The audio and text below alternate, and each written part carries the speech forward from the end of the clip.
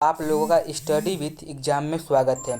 जैसा कि मैंने magnetic effect of electric current का पीवाईक्यू लाया था, उसी तरह मैं अट नहीं रही और उत्साह चैप्टर का भी पीवाईक्यू लाया हूँ। ठीक है, चलिए शुरुआत करते हैं। जितने भी क्वेश्चन हैं सभी सीबीएसई बोर्ड में आए हुए हैं, एक किसी ना किसी एग्जाम में किसी ना किसी सत्र में आए हुए हैं। ठीक है, चलिए हम शुरुआत करते हैं। क्वेश्चन नंबर 1 ये एनसीईआरटी में भी आया है और सीबीएसई 15 और 12 में, यहाँ पे 15 रहेगा, मिस्टेक हो गया थोड़ा सा। उत्तर देखिए, कवि ने बादल से फुहार रिमझिम या बरसने के लिए नहीं कहता बल्कि गरजने के लिए कहा, क्योंकि गरजना विद्रोह का प्रतीक है। कवि ने बादल के गरजने के माध्यम से कवि ने नूतन विद्रोह का आह्वान किया है। नेक्स्ट क्वेश्चन बात करते हैं, कविता का शीर्षक उत्साह क्यों रखा गया। जो कविता है उसका शीर्षक उत्साह ही क्यों रखा गया। यह क्वेश्चन सीबीएसई 2011 में भी आया है, सीबीएसई 2010 में आया है और एनसीईआरटी में भी आया है। इसका आंसर देखते हैं।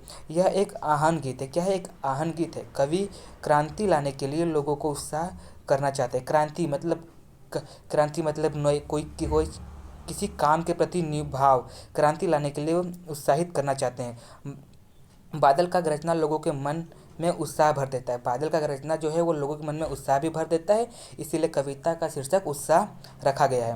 क्वेश्चन नंबर 3, फागुन में ऐसा क्या होता है जो बाकी ऋतुओं से भिन्न होता है। जो फागुन महीना है उसमें क्या होता है जो बाकी ऋतुओं से भिन्न होता है। यह क्वेश्चन सीबीएसई 2012 में भी आया है, 2011 में भी आया है और एनसीईआरटी क्वेश्चन है और ये दीक्षा भी एग्जाम में भी आया है। फागुन में वर्षा होती है, बारिश की बूंदें वातावरण को स्वच्छ कर देती है तथा पूरा वातावरण सुंदर प्रतीत होता है। आसमान अत्यंत साफ सुथरा लगता है। प्रकृति में चारों तरफ हरियाली ही हरियाली होती है। वातावरण शीतल तथा शांत हो जाता है। इन्हीं विशेषताओं के कारण फागुन का मौसम अन्य सभी ऋतुओं से भी भिन्न होता है। इसे आप लोग अपने से भी लिख सकते हैं। ये आप अपने से खुद से वर्णन कर सकते हैं, क्योंकि फागुन का महीना हम लोग खुद ही अपने आंखों से देखते हैं, हमारी आंखें उन पे से हटती नहीं। ठीक है, क्वेश्चन नंबर 4 की बात करते हैं। यह एक एक्सट्रैक्ट है। ठीक है, फागुन की आभा कैसी है, अट नहीं रही है, में उसकी स्थिति कैसी वर्णित है। सीबीएसई 16 क्वेश्चन है। निम्नलिखित काव्यांशों को पढ़कर पूछे गए प्रश्नों को उत्तर दीजिए। ये कुछ काव्यांश है दोस्तों, आप पढ़ सकते हैं।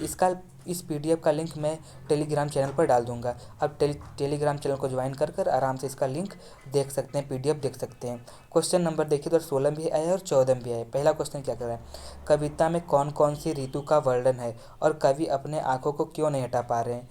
कविता में वसंत ऋतु का वर्णन है। फागुन में प्रकृति की शोभा इतनी बढ़ गई है कि प्रकृति के प्रत्येक कण में बाहर निकल रही है, इसलिए कवि आँख नहीं हटा पा रहे हैं। नेक्स्ट क्वेश्चन क्या बोल रहा है, कहीं पड़ी में उर्मे मंद गंध पुष्प का भाव, संदर्भ को स्पष्ट कीजिए।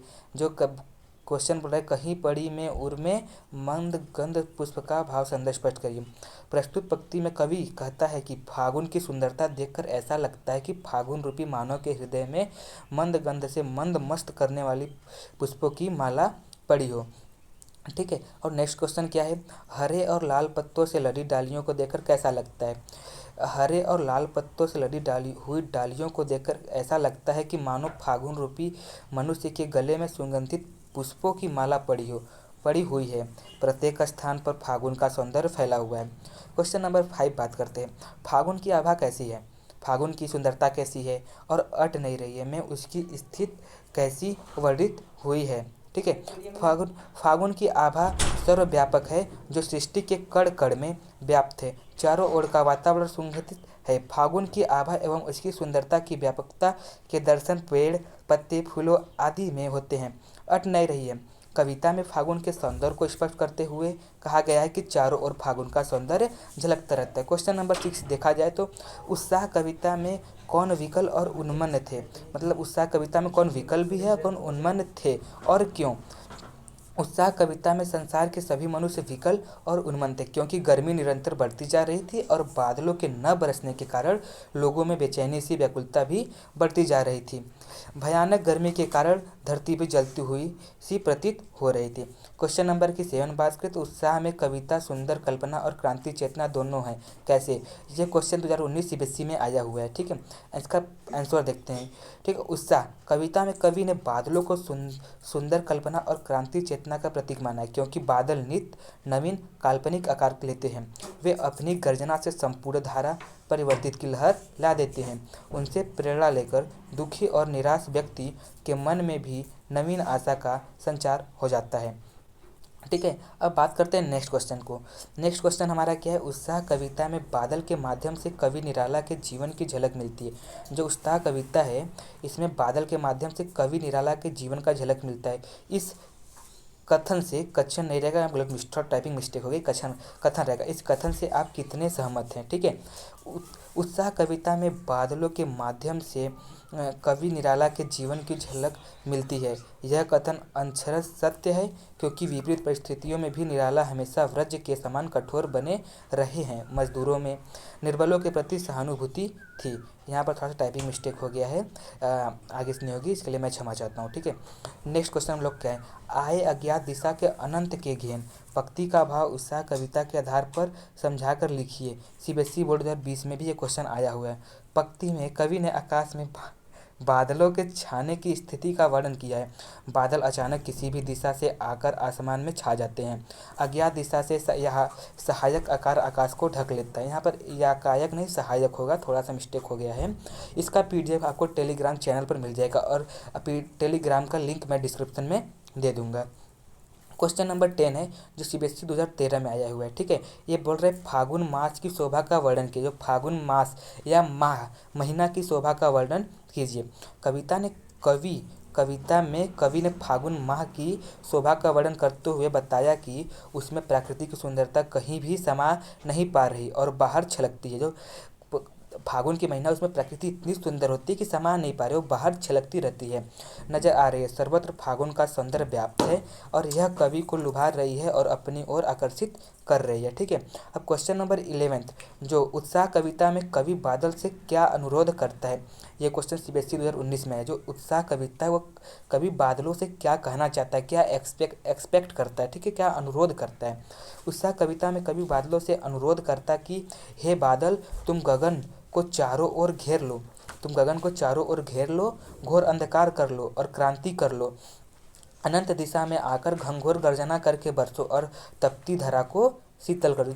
तपती जमीन है उसको ठंडा कर दो, शीतल कर दो। ठीक है, ये सब जितने मैं क्वेश्चन लाए बहुत ही इंपॉर्टेंट क्वेश्चन है। सब क्वेश्चन प्रीवियस ईयर एग्जाम में आए हैं सीबीएसई बोर्ड में। ठीक है, नेक्स्ट क्वेश्चन 12, क्वेश्चन नंबर 12 की बात करते हैं। घेर घेर घोर गगन तथा काले घुंघराले शब्द चित्र को उत्साह कविता के आधार पर अपने शब्दों में स्पष्ट समझाएं। यह क्वेश्चन सीबीएसई 2016 और 14 में आया है। इसके देखिए आंसर की बात करते हैं। उत्साह कविता में कवि ने कहा कि काले काले घुंघराले बादल सारे आकाश को घेर लें। उत्साह कविता में जो कवि बादलों से कर रहे हैं कि वो बादल सारे आकाश को घेर ले और जोर से गरजना करके बरसे, और जोर से गरजते हुए बरसे। अर्थात बादल जो काले काले हैं और घुंघराले हैं वे हवा के साथ गर्जना करते हुए चारों ओर से घिर आते हैं। ठीक है, अब नेक्स्ट क्वेश्चन नंबर 13 की बात करते हैं। अब 13 लिखा नहीं है तब अभी 13 क्वेश्चन नंबर। अट नहीं रही है कविता के आधार पर वसंत ऋतु की शोभा का वर्णन कीजिए। जो अट नहीं रही कविता है उसके हिसाब से वसंत ऋतु का जो शोभा है उसको वर्णन कीजिए। क्वेश्चन सीबीएसई 2019 में आया हुआ है। सभी question maximum question NCERT question आते हैं। एनसीईआरटी आप अच्छे से पढ़िए, सब क्वेश्चन बनेंगे। इसमें कोई डरने वाली बात नहीं है कि पेपर नहीं बन रहा और हिचकेशन नहीं रहना चाहिए बिल्कुल। देखिए, वसंत ऋतु की शोभा प्रकृति में इस प्रकार फैली हुई है कि वह प्रकृति में समा पा नहीं पा रही। जो वसंत ऋतु की शोभा प्रकृति में समा नहीं पा रही है। ठीक है, इस ऋतु से संपूर्ण प्रकृति हरियाली के चादर ओढ़ लेती है।